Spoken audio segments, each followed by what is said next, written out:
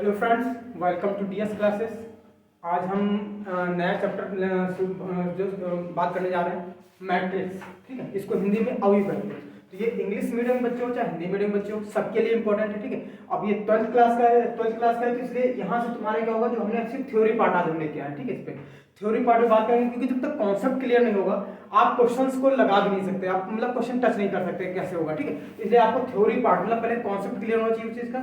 आपको concept clear होगा तो आप उसको सवाल जो है लगा सकते हैं। ठीक है, तो हम सिर्फ आप कॉन्सेप्ट क्लियर करने जा रहे हैं। ठीक है, कॉन्सेप्ट क्लियर कराएंगे। मैट्रिक्स होता क्या है, मैट्रिक्स में कुछ टाइप्स आते हैं, या मैट्रिक्स में कुछ चीजें शॉर्टकट में क्या होता है, किसी वैकल्पिक में क्वेश्चन पूछे थे शॉर्ट में कि मैट्रिक्स दे दिया गया, उसको पहचान करके उससे कुछ उसकी कोड या ऑर्डर, इन चीजों के बारे में जो है पूछ लिया जाता है। ठीक है, तो आइए हम लोग मतलब मैट्रिक्स देखते हैं क्या होता है। ठीक है, मैट्रिक्स के बारे में बहुत सारी चीजें हैं, जैसे कि मैट्रिक्स होता क्या है।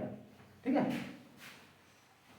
मैट्रिक्स के बारे में जैसे देखेंगे तो मैट्रिक्स हमारी पहले क्या होती है, हमारे मैट्रिक्स लिखा हुआ है, जैसे कि हमारे जनरल फॉर्म लिखा हुआ है, स्टैंडर्ड फॉर्म में। ठीक, मानव ग्रुप जिसे कहते हैं, मानव ग्रुप लिखा हुआ है, ए इक्वल टू, ये हमारे नंबर्स लिखे हुए हैं। हम ये बताते हैं लिखियो क्या होगा। ठीक है, एक प्रॉब्लम क्या होती है, जैसे कि हम बहुत सारी, जैसे कि मान लिया एक हम बहुत सारी प्रॉब्लम्स होती हैं। ठीक, जैसे कि मान लिया हम एक लड़का हुआ, उसने क्या किया, कुछ सामान खरीदा। ठीक है, सामान खरीदा और उस सामान में कई क्वालिटीज में खरीदा। ठीक है, सामान एक ही था, कई क्वालिटीज में खरीदा, ये मतलब मल्टीपल चीजों में खरीदने लगा। ठीक है, तो उसको क्या करते हैं, जो भी उस लड़के ने खरीदा उसको हम एक लाइन लिख देते हैं। ठीक है, अदरवाइज अदर कोई पर्सन था, उसने कुछ खरीदा, उसको हम एक लाइन लिख देते हैं। ऐसे हम कुछ पंक्ति में मतलब लिखते चले जाते हैं। ठीक है, तो पंक्ति जब हम पंक्ति में लिखते जाते हैं तो एक के नीचे एक लिखते जाते हैं, तो वहां पर एक पंक्ति लिखते हैं, तो वहां पर एक स्तंभ तैयार हो जाता है, रो टाइप का। ठीक है, तो इस तरीके से जो हमारी प्रॉब्लम तैयार होती है वो हमारी मैट्रिक्स का फॉर्म, अवयव का फॉर्म ले लेती है। ठीक है, यहाँ पर देखते हैं, यहाँ पे जो हमारा लिखते हैं तो हम उसको देख लेते हैं। जैसे हमने इसकी प्रॉब्लम लिखी, मान लिया कोई एक पर्सन था जिसने क्या पहला सामान खरीदा, जो उसने सेकंड सामान, मतलब ऐसे बहुत सारे परचेज किए हुए हैं। ठीक है, बहुत सारे सामान जो परचेज किए हुए हैं, जिसकी वजह से क्या है, उसको मैंने एक फॉर्म में लिख लिया। ठीक है, अब इसमें देखो हमने लिखा ये पंक्ति मतलब जैसे कि देखा होगा आपने बगीचे वगैरह में क्यारी होती है, उसको पंक्ति बोलते हैं। नहीं क्यारी, एक के बाद हम एक लाइन से रखते चले जाते हैं। ठीक है, तो वो क्यारी टाइप में रख दिया। ठीक है, 1 2 3 करके ऐसे रखते चलेगा। तो यहाँ पे डॉट डॉट का मतलब है कि यहाँ पे इसके बीच में बहुत सारे टर्म्स होंगे। ठीक है, हमने 1 से स्टार्ट किया, 1 2, देखो ये नंबर शुरुआत का नंबर पहला हमारा स्टार्ट है, इसको बताते हुए क्यों है ऐसा। ठीक है, और लास्ट के नंबर देखो जो है इंक्रीज कर रहे हैं, यहाँ 1 है, यहाँ पे 2 है, यहाँ पे n हो गया। कहने मतलब n नंबर्स हो सकते हैं। n नंबर मतलब n की कोई वैल्यू होगी तो हमारे यहाँ पे जितनी वैल्यू होगी n की, उतने नंबर्स हमारे को हो सकते हैं। ठीक है, तो प्रॉब्लम हमारी इसका उस प्रकार से हुई। जैसे हम देखते हैं, अगर हम स्तंभ की बात करें, स्तंभ क्या होता है, स्तंभ हमारा एक खंभे टाइप खंभा होता है, वैसे होता है स्तंभ होता है। ठीक, स्तंभ एक खंभा, देखो इसे स्तंभ, ये खड़ा खंभा रहता है ना, बिल्कुल स्तंभ टाइप में है। ठीक है, इसको हम कहेंगे ये पहला स्तंभ है, स्तंभ नंबर 1। ठीक है, इसको ध्यान रखना, स्तंभ को इंग्लिश में कहते हैं कॉलम। ठीक है, तो कॉलम मतलब इसको हम कह देते हैं C1, इसीलिए हम बोल देते हैं कॉलम है, मतलब इंग्लिश नेम में होता है उसका कॉलम, तो इंग्लिश का फर्स्ट अक्षर हम लेते हैं जिससे हम उसको डिनोट कर देते हैं। ठीक है, C1 सेकंड कॉलम है, इसलिए हम उसको सेकंड स्तंभ बोल देते हैं। ठीक है, और ये हमारा n टाइम्स, जो लास्ट नंबर है वो कॉलम को दिखा रहा है। ठीक है, देखो हमारा नंबर बढ़ रहा है, इसलिए कॉलम नंबर बढ़ रहा है, ये डॉट डॉट करके ये हमारा कौन सा कॉलम हो जाएगा, n कॉलम, nth कॉलम हो जाएगा। ठीक है, ये हमारे कॉलम्स होते हैं। इधर जो हमारे आते हैं ये हमारे होते हैं पंक्ति। ठीक है, जिनको कहते हैं रो कहते हैं, तो रो को हम इंग्लिश में ROW कहते हैं। तो रो जो हमारा होता है इसको इसलिए ये हमारा पहला स्तंभ हो जाएगा, स्तंभ हमारा देखो पहला स्तंभ हो गया। ठीक है, ये दूसरा पंक्ति हो जाएगी, ये सेकंड पंक्ति। ठीक है, और डॉट डॉट है, ये लास्ट वाली क्या हो जाएगी, M पंक्ति। देखो पहला अक्षर जो होता है वो पंक्ति को दिखाता है, इसलिए ये हमारा हो जाएगा RM। ठीक है, इस तरह ये कॉलम्स हो गए हमारे, इधर कॉलम होते हैं, इधर हमारे रो होते हैं। तो रो हमारे देखो रो हमेशा कट होते हैं। ठीक है, ये हम हॉरिजॉन्टल जैसे लाइन कहते हैं, हॉरिजॉन्टल की तरह हमारे जो है हमारे रो होते हैं, और जो हमारा परपेंडिकुलर होता है ना, इसे हम कॉलम कहते हैं। ठीक है, परपेंडिकुलर जो लाइन हमारी दिखती है इसको हम कॉलम कहते हैं। तो हम इस तरह के नाम जो दे देते हैं ना, तो नाम देने से क्या होता है कि आप जो अंदर ये हमारे हैं इनको अवयव कहते हैं, हिंदी में अवयव कहते हैं या तो एलिमेंट्स कहते हैं। ठीक है, इंग्लिश में एलिमेंट्स कहते हैं, अवयव। ठीक, अवयव है या एलिमेंट्स है, इनके जो नाम कैसे आए, जैसे कि इसका नाम आया हुआ है A11 कैसे पढ़ा, A1 में इसके लिए पढ़ने के लिए क्या है कि देखो पहला जो नंबर होता है ये हमने बताया पंक्ति का नंबर होता है, मतलब रो का नंबर। ठीक, तो कौन सा रो है, पहला रो। ठीक, R1 मतलब पहला रो। ठीक, और कॉलम कौन सा है, पहला, इसलिए देखो पहला रो 1 हो गया और पहला कॉलम तो 1 1। इस तरह इसका नाम देखते हैं, ये पहला रो है, पहले रो में है तो इसका A1 हो गया, A1 हो गया, और ये कॉलम कौन सा है, दूसरा A12। इस तरह के हम क्या करते हैं, हर स्थिति हमें अगर इसका मान देखना नाम, मतलब इसका नाम भी पढ़ा है, कैसे पढ़ा है। ठीक, इसका नाम देखने के लिए ये किस रो में है पहले देखिए, पहले हमेशा रो को देखा जाता है, मतलब पंक्ति देखा जाता है। ठीक है, तो पंक्ति हम देखेंगे ये कैसे एन पंक्ति है, एन पंक्ति है तो एम पहले हो गया और फिर किस कॉलम में, एन कॉलम में, इस तरह इसका नाम होता है एम एन, ठीक है, ये एम एन कॉलम में है।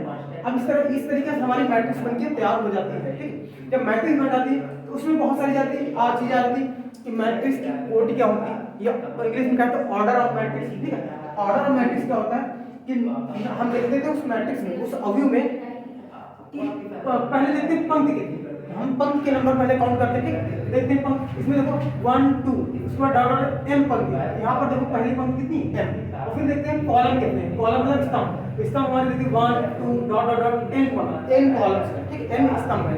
जब एन स्तंभ है तो हम यहाँ देख लेते हैं इनटू करके हमने एन रख दिया, जो हमने इसके जो कोड यहाँ रखी है ना, इसी को कोड, इसी को ऑर्डर ऑफ मैट्रिक्स कहते हैं, ठीक है। ये हमारा जो लिखा हुआ है यहाँ पे, इसी को हम ऑर्डर ऑफ मैट्रिक्स कहते हैं, ठीक है, एम इनटू एन। ये तुम्हारा जो 12th का जो एग्जाम होता है ना, अभी इसमें अभी चैप्टर है इसमें मैट्रिक्स, ठीक है, उसमें क्या होता है ये बहुकल्पी में यहाँ ऑर्डर ऑफ मैट्रिक्स बहुत पूछा जाता है। बहुकल्पी में आप पूछ लेगा कोई मैट्रिक्स दी उसका पूछ लेगा ऑर्डर बताइएगा, ऑर्डर मैट्रिक्स क्वेश्चन भी पूछा जाता है और इसकी हेल्प क्वेश्चंस लगाने में भी मिलती है। अगर आप ऑर्डर चेक नहीं करते हैं तो बहुत सारे क्वेश्चंस आप कर ही नहीं पाएंगे, ठीक है, कि आप कैसे सॉल्व करेंगे, ठीक है, वहाँ भी प्रॉब्लम्स आती है। तो ऑर्डर ऑफ मैट्रिक्स हमारा क्या होता है, नंबर ऑफ पंक्ति मतलब number of row and number of column into number of column, तो हम यही रख देंगे और इनको इनटू कर मत करना, बस इनको रख देना, इनके नंबर यहाँ पे पुट कर देना और नंबर पुट करके लिखने से कि मान लीजिए अगर एग्जांपल लेते हैं, एग्जांपल हम यहाँ पे बहुत छोटा सा ले रहे हैं, जैसे कि ए कोई मैट्रिक्स है, इसके यहाँ पे हम ले लेते हैं 2 1 3 2। अब यहाँ पे आपसे पूछा जाए इस मैट्रिक्स की ऑर्डर क्या होगा, देखो यहाँ पे 1 2 दो पंक्ति दिख रही है, ठीक, एक पंक्ति हमारी ये दिख रही है ये वाली, और दूसरी पंक्ति हमारी ये दिख रही है। यहाँ पे पंक्ति नंबर कितना हो गया 2 हो गया, और इसके कॉलम कितने हो गए 1 2, दो कॉलम हो गए। हम इसको बताएं इसके ऑर्डर पूछता कोई, अगर कोई भी मतलब क्वेश्चन में पूछ देता है ऑर्डर इस मैट्रिक्स बताइए तो हम ऑर्डर लिख देंगे 2 into 2, बस 2 into 2 पे हम ऑर्डर छोड़ देंगे, हमारा ऑर्डर हो जाएगा 2 into 2, ठीक है, ये हमारा ऑर्डर हो जाएगा। इस तरीके से हम क्वेश्चन के मैट्रिक्स के ऑर्डर निकाल लेंगे। ऑर्डर बहुत पूछ जाते हैं, बिना ऑर्डर के हमारे जो है मैट्रिसेस का मल्टीप्लिकेशन, मैट्रिक्स का एडिशन वगैरह नहीं हो पाता, ठीक है, तो इसके ऑर्डर हमारा बहुत जरूरी होता है। देन आते हैं मैट्रिक्स के टाइप ऑफ मैट्रिक्स क्या होता है, मतलब अवयव के प्रकार क्या होते हैं, ठीक है।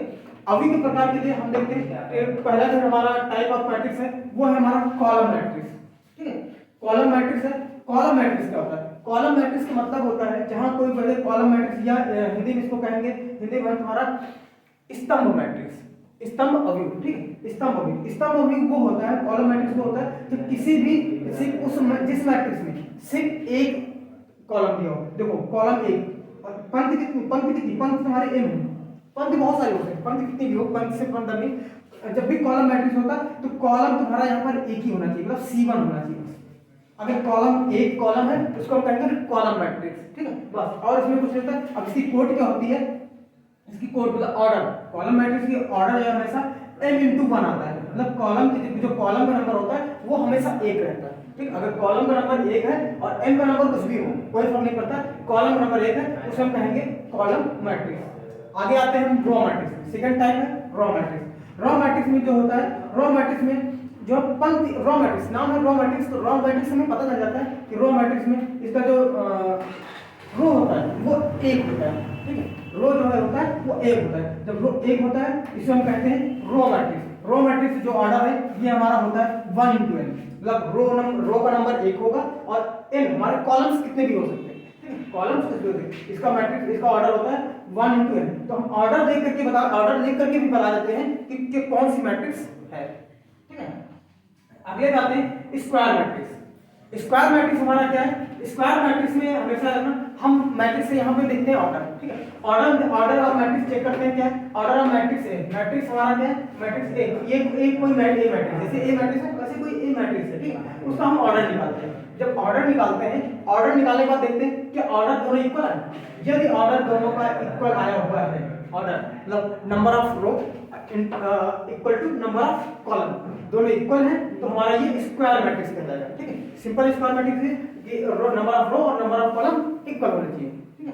अब अगर आते हैं डायगोनल मैट्रिक्स। डायगोनल मैट्रिक्स में क्या होता है कि हमारी ये डायगोनल जो मैट्रिक्स होती है ये हमेशा स्क्वायर मैट्रिक्स रहती है, ठीक। डायगोनल मैट्रिक्स हमारी स्क्वायर मैट्रिक्स रहती है। और इसमें बस इतना ध्यान रखना होता है कि जो इसके डायगोनल ये होता है हमारा, इसको हिंदी में कहते हैं विकर्ण, ठीक है। विकर्ण जो हमारा होता है, बस इसके विकर्ण के जो जो नंबर्स होते हैं, वो एलिमेंट्स होते हैं, अवयव होते हैं, वो हमारे रहते हैं, और अदर जितने भी एलिमेंट्स होते हैं वो हमारे जीरो होते हैं। विकर्ण को छोड़ करके, डायगोनल वाले एलिमेंट्स छोड़ करके अदर सारे एलिमेंट्स जीरो होते हैं। जैसे कि इस मैट्रिक्स बात करें, ये हमारा विकर्ण है, ठीक है, ये हमारा क्या है, विकर्ण, ये विकर्ण, ठीक है। अब विकर्ण के एलिमेंट्स जो है रहते हैं, अदरवाइज अदर सारे एलिमेंट्स जीरो हो जाते हैं, ठीक है। और ये हमारा स्क्वायर मैट्रिक्स रहता है, तब यहाँ पर भी इसका ऑर्डर है m × n रहेगा, और दोनों m और n क्या रहेंगे, इक्वल, ठीक है। अगली मैट्रिक्स आते हैं स्केलर मैट्रिक्स। स्केलर मैट्रिक्स इसको कहते हैं अदिश मैट्रिक्स हिंदी में, ठीक है। अब इसमें क्या होता है, जो डायगोनल मैट्रिक्स के सेम होता है, बट डायगोनल मैट्रिक्स क्या होता है, इसके बीच के एलिमेंट्स रहते हैं, विकर्ण के मतलब डायगोनल के मैट्रिक्स नंबर रहते हैं, और अदर सारे क्या हो जाते हैं, जीरो। स्केलर में क्या होता है, इसमें भी विकर्ण के ही रहते हैं, डायगोनल्स के ही एलिमेंट्स रहते हैं, जो भी एलिमेंट्स हैं ये हमारे डायगोनल के ही रहेंगे, ठीक है, ये एलिमेंट्स हमारे रहेंगे, और अदर के सारे जीरो रहेंगे। बट यहाँ पे क्या है कि जो विकर्ण के डायगोनल के मैट्रिक्स रहते हैं, ये सब में एक इक्वल होना चाहिए, हर जगह सेम नंबर आना चाहिए। अगर सेम नंबर है तभी ये स्केलर मैट्रिक्स है, अदरवाइज स्केलर मैट्रिक्स नहीं होगा। ये स्क्वायर मैट्रिक्स ये भी रहता है, स्क्वायर मैट्रिक्स ही रहेगा, ठीक है। उसके बाद आता है आइडेंटिटी मैट्रिक्स। आइडेंटिटी मैट्रिक्स के क्या होता है कि ये स्केलर मैट्रिक्स की तरह सेम होता है, बट इसमें क्या होता है, यहाँ पे अदर यहाँ पे सेम नंबर कोई एक भी आ सकता है, बट यहाँ पे आइडेंटिटी मैट्रिक्स में अनिवार्य होता है कि यहाँ डायगोनल के जो भी एलिमेंट्स हैं वो 1 ही होने चाहिए, अदर कोई नंबर नहीं होना चाहिए, सिर्फ 1 नंबर होना चाहिए। और ये भी एक स्क्वायर मैट्रिक्स होता है। यहाँ पर भी इनके जो कोड ऑर्डर होगा, ऑर्डर m बराबर n ही होगा, ठीक है। इस आइडेंटिटी मैट्रिक्स में भी m बराबर n होगा, ठीक है। ये हमारा ये दिख नहीं रहा होगा आपको, ठीक है, ये दिख नहीं रहा होगा, यहाँ पे लिख देते हैं, यहाँ भी ये ऑर्डर मैट्रिक्स होगा, m बराबर n ही होगा, ठीक है। ये हमारा होता है, ठीक है। तो इसमें जो डायगोनल के एलिमेंट्स होते हैं वो 1 रहते हैं, और अदर सारे एलिमेंट्स जीरो होने ही चाहिए, तभी हमारा आइडेंटिटी मैट्रिक्स होगा, ठीक है। इन सब की जरूरत पड़ेगी क्वेश्चन सॉल्व करने। आगे आते हैं, हम दिखाते हैं zero matrix. Zero matrix simple है कि नाम से पता चलता है कि जीरो मैट्रिक्स, जीरो मतलब जिसके एलिमेंट्स जीरो, कोई भी एलिमेंट्स जीरो के अलावा नहीं आना चाहिए। देखो यहाँ पर जीरो के अलावा कोई भी एलिमेंट्स नहीं, सारे मतलब इसके जितने भी एलिमेंट्स होंगे सारे जीरो, उसे हम कहेंगे जीरो एलिमेंट्स, ठीक है, जीरो मैट्रिक्स। अब आते हैं क्या, ये हमारा वो 7 टाइप्स हो गए, 7 टाइप्स हमने पढ़ लिए, 1 2 3 4 5 6 7 टाइप्स पढ़ लिए। आगे आते हैं इक्वालिटी ऑफ मैट्रिक्स। हम इक्वालिटी ऑफ मैट्रिक्स कैसे जानेंगे, ठीक है। तो इक्वालिटी ऑफ मैट्रिक्स के लिए देखेंगे, दो मैट्रिक्स हमारे पास गिवन है, ठीक है। अब दो मैट्रिक्स गिवन है, इसकी कोड देख लेंगे, क्या इसकी कोड है m × n, इसकी कोड क्या सेम है m × n। नंबर्स होंगे तो अलग और नंबर्स अलग हो सकते हैं, ठीक है। तो हमारी इसकी कोड देखेंगे, ये इक्वालिटी ऑफ मैट्रिक्स तभी होंगी कि जब इनके दोनों की इन दोनों की क्या है कोड, ऑर्डर ऑफ मैट्रिक्स हम लिख देंगे, order of matrix A, order of matrix A is equal to order of matrix B। क्या हो जाए, ऑर्डर ऑफ मैट्रिक्स A निकालो और ऑर्डर ऑफ B निकालो। अगर दोनों ऑर्डर ऑफ मैट्रिक्स दोनों इक्वल है तो दोनों मैट्रिक्स क्या जाएंगी, इक्वल मैट्रिक्स, ठीक है। और दूसरी कंडीशन क्या होती है, या तो इनके जो एलिमेंट्स जैसे कि A11 इसका जो पहला एलिमेंट है इसके पहले एलिमेंट से सेम हो जाए, इसका दूसरे सेम हो जाए, तो उसको भी हम इक्वल मैट्रिक्स कहेंगे। हाँ, ऑर्डर ऑफ मैट्रिक्स तब भी वहां पर भी इक्वल ही रहेगा। तो हमारी ये कंडीशन यहाँ पे अगर फुलफिल, ये कंडीशन हमारी फुलफिल हो रही है, इसको हम कहेंगे इक्वल ऑफ मैट्रिक्स, ठीक है। ये हमारा मैट्रिक्स का एक कॉन्सेप्ट था, ठीक है। इसके बेस में हम सेकंड वीडियो में क्वेश्चन दिखाएंगे कि हाँ इस कॉन्सेप्ट से क्वेश्चन कैसे लगते हैं, ठीक है। और यहाँ से आपका जो कॉन्सेप्ट क्लियर कराया मैंने, यहाँ से सीधा ऑर्डर ऑफ मैट्रिक्स या कोई कॉलम मैट्रिक्स ऐसे पूछा जा सकता है, ठीक है। तो ये आपके एग्जाम पॉइंट ऑफ से बहुत इंपॉर्टेंट है, तो आप इसको अच्छे से समझ लीजिएगा, क्योंकि क्वेश्चन अगर बगैर इसको समझे आप क्वेश्चन नहीं कर सकते, ठीक है। चलिए, आप वीडियो को लाइक करिएगा, चैनल को सब्सक्राइब करिएगा, ठीक है, और वीडियो को शेयर जरूर करिएगा। धन्यवाद।